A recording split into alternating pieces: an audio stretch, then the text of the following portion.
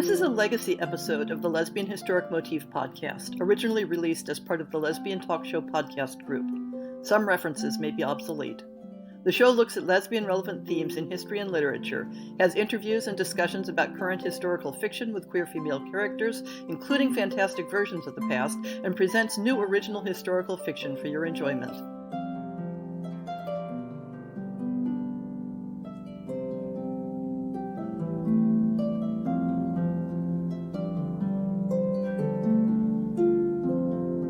Last week, we had Elizabeth Bear on the show to talk about her queer steampunk stories, Karen Memory, and the brand new Stone Mad. In this segment, she's here to talk about historically based books with queer women that she's particularly enjoyed reading. Hi. Well, I brought a book to class today. The book that I have brought to class is Nisi Shaw's Everfair. And I'm going to be honest and say I didn't entirely do my homework because I have had this on my nightstand for a month, and I literally just started reading it. Well, I think you're going to really enjoy it. I love the book, and it's a very different type of story structure that I'm used to, which I always like having my story expectations shaken up.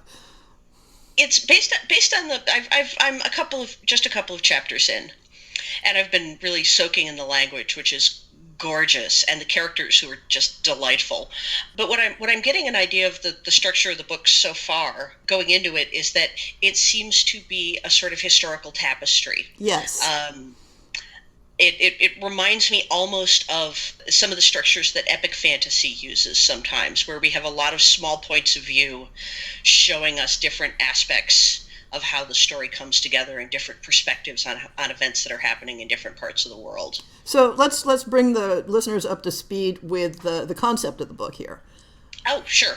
Everfair is an alternate steampunk history in which which deals with the historically hideous Belgian colonization of the Congo and their massacre there of about 50% of the Congolese citizens.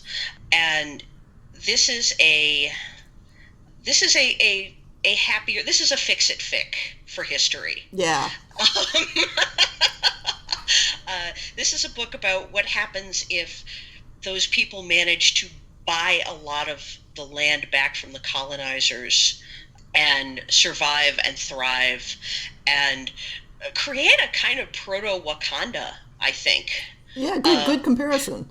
Yeah, I mean I think if you want queer historical fantasy to tide you over, well, I mean, the Black Panther will have been out by the time this airs. So if you want queer historical fantasy as Black Panther methadone, yes, this is your book.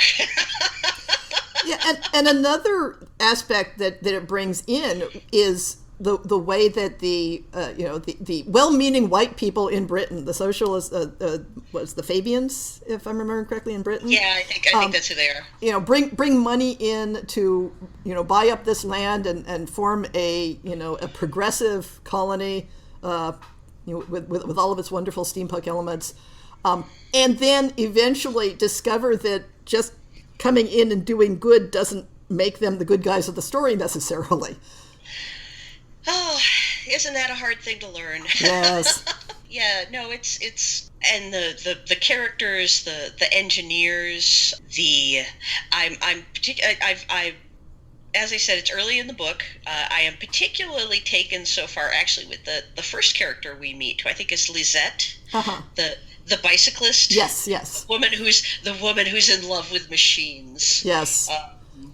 And of course, she's one of the characters that makes the book relevant for this podcast, because there is a lovely sprinkling throughout the book of women in love with women in various types of relationships. And she eventually goes off into the main plot line and hooks up with somebody, doesn't she? Oh, yeah. I think that's where this is going. Okay, so I know you said you don't mind spoilers, but yes, she hooks up with someone. And there are multiple other relationships between women of various types that will be, lovely to see, as well as lots and lots of different relationships. I'm so excited about this book. I have been a huge fan of Nisi's for years, and she is an amazing human being, and I'm actually thrilled that I'm going to be teaching a workshop with her this year, as she's going to be an instructor at Viable Paradise with me. But her command of language is so amazing and engrossing that I keep reading sentences 2 or 3 times. And one of the things that I particularly liked about Everfair is that the presentation of the relationships and the characters' understanding of their own desires and sexuality is very true to the times. It's not, modern people stuck back in a historical story. And I really appreciated that, where they're having issues and problems and delights that are rooted in the times of the story. Oh, that's fantastic. I'm so looking forward to this. Yep. I just have to turn in my novel. And then I can sit on the couch and read all day. Yeah. Well, thank you so much for sharing your love for this book that you look forward to loving even more as you go along.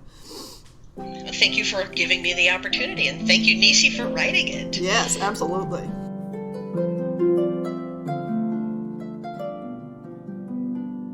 I hope you've enjoyed this episode of the Lesbian Historic Motif Podcast. See the show notes for links to people and topics. Most shows will have a transcript linked as well. If you have a book announcement, a topic suggestion, or might like to appear on the show, please drop me an email. If you enjoyed this podcast, please rate it and subscribe on your favorite podcast app, and consider supporting our Patreon.